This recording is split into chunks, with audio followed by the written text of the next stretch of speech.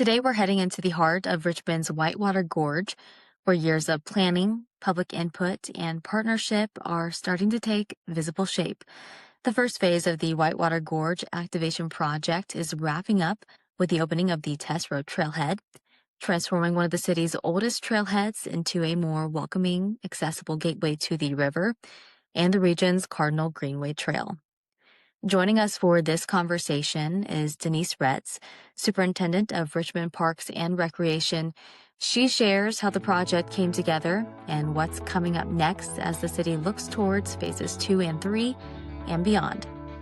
So slow down and join us for another community conversation. Denise Retz, Park Superintendent for Richmond Parks and Recreation. And then just getting into it and talking about the Test Road project. Yes. So we've got the Whitewater Valley Gorge activation project. Mm-hmm. So tell me how that kind of got started. Well, what really started and the activation of the gorge was there was the city of Richmond did a comprehensive plan, and that comprehensive plan started, and they've recently done a refresh, of course, just this year. But back in 2019, we did a comprehensive plan for the city, and then the Parks Department did a park comprehensive master plan. Both of those total plans highlighted the fact that we needed to activate our gorge. The community, with both of these are obviously community-driven plans, and both of them, the community really wanted to see the gorge have its own sub-plan. So after we reviewed the park master plan, and it did identify that the gorge needed to have its own sub-plan. And also the farmers market needed to have its own sub-plan. So we worked towards having the gorge activation plan completed first. And so that was also a community-driven plan. We had surveys done, and we had meetings conducted with the community, and just identified how the community wanted to activate their gorge. And obviously there's a lot to offer in the gorge, and it takes up a lot of linear space, a lot of parks that we maintain. So how does that look in an activation kind of setting? So that particular plan was identified, and we targeted different ways to activate. Looked the consultants that were hired to figure that out. Identified several key opportunities that could be in the gorge, and reviewed different ways around the way that other gorge opportunities have been done in different spaces. So the community kind of indicated they would like to see several things, one being zip lines and kayaking and canoeing, and really just repairing what we have, obviously. We put that into a plan and identified exactly what we should be working on priority-wise first, second, third. And we also identified districts, and with the south end, the central end, and the north end of the gorge, and just really identified and targeted what should be at each area. There were districts, yes. So we have districts, and really just focused on south and central and north end of the gorge, because it's very long and linear. And so we really wanted to concentrate on the south end first. In this comprehensive master plan, we also targeted ways we could fund these types of projects. And of course, the park master plan identified a lot of projects, not only in the gorge, but the entire park system. In the gorge activation plan, we identified funding sources as well. One being the Land and Water Conservation Fund. That is through the Department of Natural Resources. We applied for that funding, and you cannot be eligible for any of the Land and Water Conservation funding unless you have a completed master plan. So we were eligible, and we did apply, and we did receive funding. And so we concentrated on the south end of the gorge first, which we wanted to activate the south end and really make that trail accessible. The reason why that area was first is because it was the oldest of the trails. The Gorge Trail has seen a lot of activity. It's been utilized a lot. And again, it was our oldest trail at this time and our oldest trailhead. So there was a reason why we did start there. We wanted to open it up. We wanted it to be more accessible. And the whole point of the Gorge activation plan and projects are to make everyone accessible and everything accessible to the areas, plus activate our water, right? And so we want people to be one with their water. We want them to be able to go down, see the river, and be able to access it a lot more than they are able to right now. So being able to allow them the opportunities that we have now, especially at Test Road Trailhead, where you can put in your kayak and traverse down to the south past Wayne County, is going to be amazing. When we're able to concentrate on phase 2, you'll be able to put in your kayak or your canoe in the north end, and then you'll be able to traverse down to the south end where the takeout point is as well. So lots of really cool things. And we have a circle area where you can pick up your kayak or drop it, and you'll see that on the new trailhead. And so it came about, as your question was, because of our community. Just simple as that. Our community wanted to activate our gorge, and we received funding from the DNR. We matched that funding through the Redevelopment Commission, and we were able to get this off the ground. And it kind of sparked a whole development and excitement through the entire gorge, because now we have additional funding to spend on other projects. A lot of funders came in to then identify that they want these projects to continue throughout the gorge. And so we're very excited to see what's next. And so those local organizations and people in the community. So we have, Revitalize Richmond. And so we have,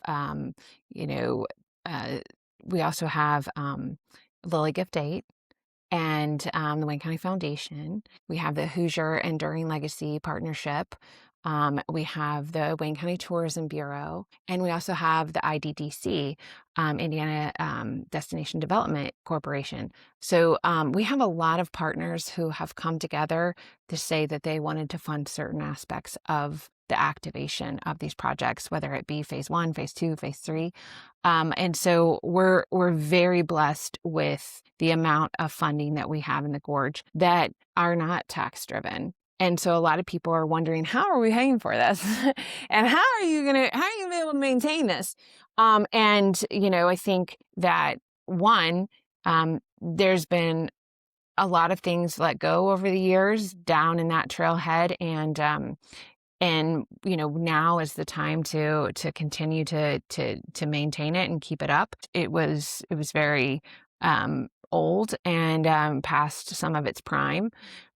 We really want to make sure that it's a destination people want to come to from the Greenway. We have connections from the Greenway to the Gorge Trail, and they need to want to come all the way down to the end. And before, it wasn't necessarily a good spot to want to come to. Now it is. We're working on signage and letting them understand when they come into Wayne County what they can do while they're here. And so there's a lot of opportunity here, and we just need to take those opportunities when they come. So this was phase 1. This is phase 1. What was that timeline? What did that look?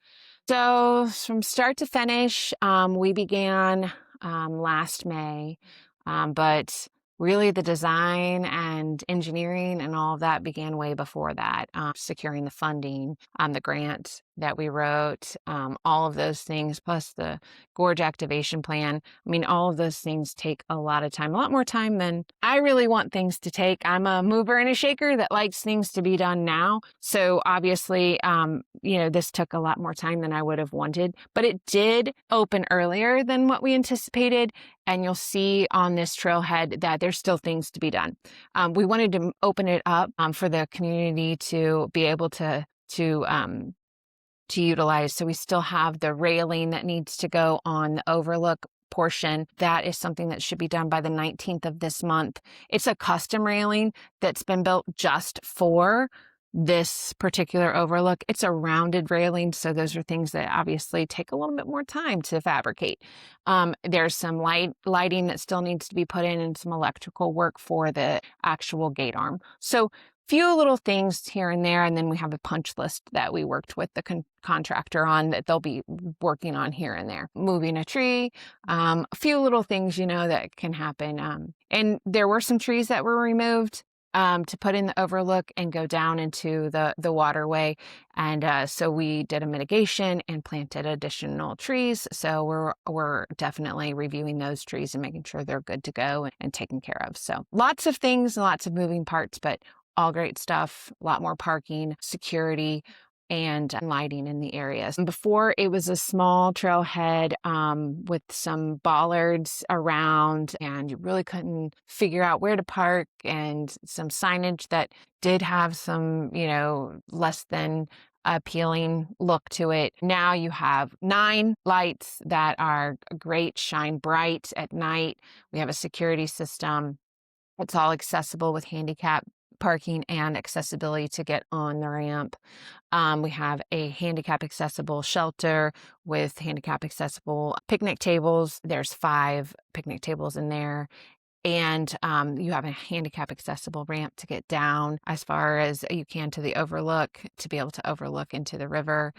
And so that's very exciting. We also have the steps that go down into the riverbed that you could have a field trip sitting there listening, or it's going to be a perfect location for a wedding. I will say it's a perfect setting. And when that railing comes in, it is really going to be beautiful. And so, yeah, those are things that were definitely not there before and have definitely just made the space beautiful. A lot more trees than what we had there before. Obviously, the trees that were there were more towards the riverway, so you couldn't see the river, right? And you couldn't access the river. So those trees, some of them were invasive trees, but there were some that we did have to remove. Like I said, we did a mitigation to accompany that. We do a 2-for-1. Then we also planted additional trees and also some plantings as well that the community will see and like in the area. But very low maintenance type landscaping that will be easier for us to maintain. There's a nice railing towards the parking lot that is very nice to the eye, and then we also have that gate arm we can close. We're open to dawn to dusk, and so if we need to close off the trail, we can. I want people to utilize, especially in this nice weather we're having, because we were excited. We were like, want to just make sure people are down there. And it got paved before. We thought we were going to have to wait until May, April, May, when the asphalt plants open back up. But the team at R.L. Turner really is terrific, and they got things moving quickly with their subs and did get everything paved and the trees and the plantings done on point before the end of the year. So that was really great. Now we'll be watching them. We have a year of warranty, so we'll be watching them, making sure they sustain the winter and everything. And I will say, they worked with a lot of our local teams here and our local departments, and everybody worked really well together and had nothing but nice things to say about all of our sanitation departments and RP&L and everybody they worked with, Ernst Concrete, and just everyone that just worked together. It's wonderful to see a project like this come together with so many people on the team. There's a site supervisor who's on site all of the time. There's a construction inspector that's hired by us that makes sure everything is on cue. We have a consultant, KSK, Katie Clark, who just continues to make sure things are working well. And then we also have BF&S. They are civil engineers, so they make sure all permitting and everything else is done on point. And then, like I said, we work with all the local departments. IDEM has to be involved, so we know all the permitting is going well and taken care of. We have to cross our T's and dot our I's on every project we do. I know that the community might not know everything that's involved in a project and how many people really touch that project, but there's a lot of hands to make sure that all these moving parts are done appropriately and done the way that they should be. And then, I'm down there checking to make sure that things are done as they say they're going to be done as well. Have, our blueprints, and it obviously is, what we go by, and make sure things are done the way that they say they're going to be done. If there's any changes or change orders, those have to be okayed by our park board. So there's specific things that go into a project and that will continue to go into the projects on the gorge into phase 2 and phase 3. So lots of exciting things are happening in the gorge, and people should see this first phase and be excited about what's to come. A few other really cool things that I think people will see when they go down the trail. We have 3 new rest nodes, and those rest nodes haven't been there.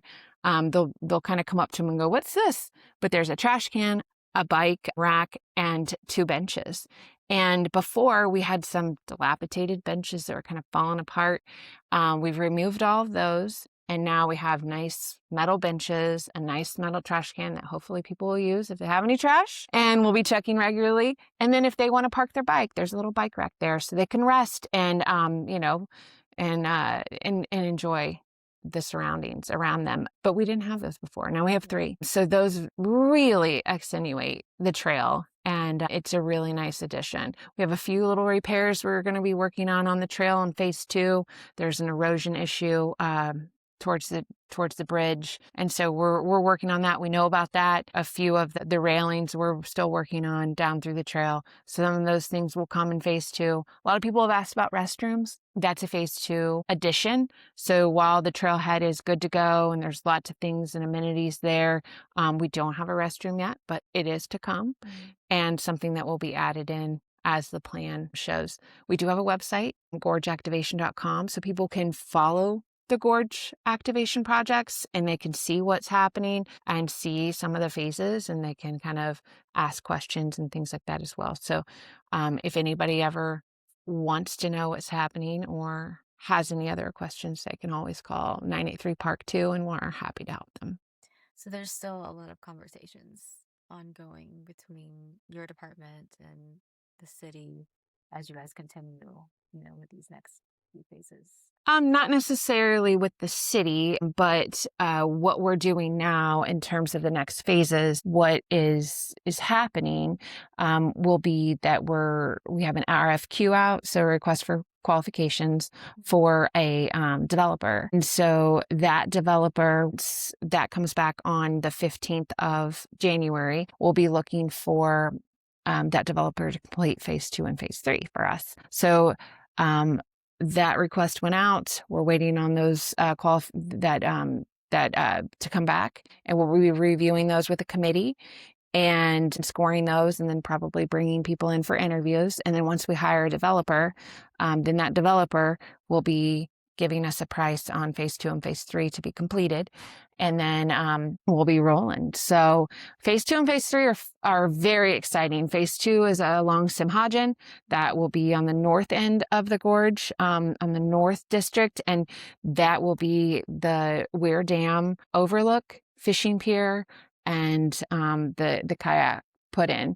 You will be able to pull up and bring your kayak as you want, and maybe one day even be able to have an outfitter that will be able to provide kayaks and canoes and all of that. So those things will come. It's not going to come overnight, but at some point, those are hopeful things. And then phase 3 would be at the central area by the Stargenet area. 3 actually includes a playground, a natural playground, bouldering garden, and a river walk, and then potentially an amphitheater. So lots of things funded by Revitalize Richmond and Lilly Gift 8, and then put the potential to partner with a zipline company. So we've got a lot of things coming and a lot of excitement.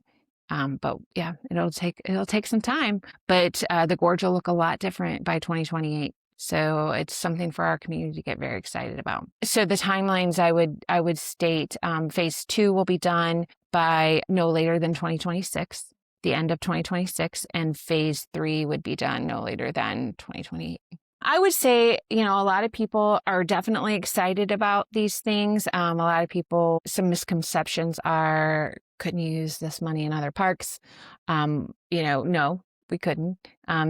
These funds are restricted. And then a lot of people want to know how they can get involved. And there's definitely ways to get involved and volunteer. We have a trail and service leader that takes care of all the trails and also our service opportunities. So if you're interested in helping out on the trails or helping take care of them or adopting a section of the trail or anything to just keep these areas looking great, we'd love to have that as an opportunity. They can call 983 Park as well, and we'll get them to the right people. We always encourage people when they go out and they're at our parks to leave the areas better than they found them. Obviously, carry in, carry out. Everybody says that, but, just encouraging that. And we encourage you to utilize the areas. So, when people post things on Facebook, I would say that the number one most agitating thing to me is when people will post the negative things and not either call them in and report them, but just want to put them on Facebook. So, I think telling us things that are wrong, we can fix them. We try our best to see everything, but these are their parks too. These are all of our parks. So we want to make sure that we're in this together. And if they see something that needs fixed, let us know. If they see something that's wrong, let us know right away and we'll take care of it. I think doing this together is how this is going to work. I think it's going to take us all. And I think people need to understand that. We definitely are doing the best we can, and the Parks Department's doing a heck of a job, and they should be commended. And we believe our community deserves so much more, and we're trying to give that to them. And so we're working on the gorge, and then soon to come is the Glenn Miller Improvement Plan. And so Glenn Miller is going to be working to have so much more as well. And, with the food and beverage opportunity that we have, we're going to be working on other parks. It's going to take a little bit of time. So there's a lot to be excited about in our community, and we know that the community deserves more. And so we're going to get you that. The Glenn Miller Improvement Plan is going to be like the Gorge Activation Plan, very similar. We will be kicking it off here in the next month. It'll be about an 8-month plan. We'll work with the community on what they want to see in Glenn Miller. That'll be a community-driven plan as well. They'll talk about what they really want to see in their Glenn Miller. How do they want to see it evolve? How do they want to see it improve? And so we'll take all of that into consideration. We'll have the community involved in public meetings and surveys, and then we'll compile all of that. And that's how we're going to move forward with Glenn Miller. Getting the community involved is a very big, it's very important to me that they have a say and have a voice. There's a lot of things that definitely need to be done here, but Glenn Miller serves as one of our big flagship parks, and it should operate that way, and it should look that way. And we're gonna make that happen. So we got to do that together. When you remain stagnant in what you do, or what you want, there's no purpose. I mean, you've got to have the willingness and the drive to want your community to move forward. I think there's this place that people can stay, and then it can drive you to just become negative on what we have and what we have to offer. And then it doesn't take you anywhere, right? It doesn't help the situation. It doesn't help our community. Or you can be that change, right? You can be that person that wants to help and continue to drive things forward.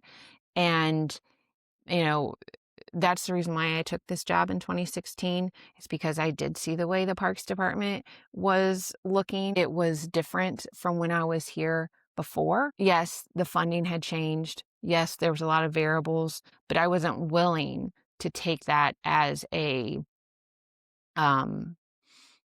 reason to have our parks the way that they were. I think I've always been a strong component that there's always a way to do something. And I've always been, people who know me probably know that I'm a very persistent person. So I'm going to try to find a way to do something. And I think that, you can do that. There's a balancing act for that. But if you want to see something change, then you have to push it forward, and you can't just sit around and let somebody else do that. And I think there's a lot of people in our community that want to see that change. And so they're not going to just sit back and let somebody else do that. So we've got a lot of people right now that are trying to push things forward and saying, we want to see the difference here. We're very lucky to have those people. While we're making a lot of promises at this time and we're saying these great things are going to happen, it takes time. So, just be patient and understanding and have a little grace as we continue to move forward with some of these things. I know me, it's very hard to be patient as I navigate through all the steps I have to navigate through, but it'll be worth it in the long end. And so I just ask for a little bit of patience as we continue to work through some of this stuff. You can find more stories just like this on thehometownheadlines.com. Until then, stay kind, stay connected, and keep looking for the good.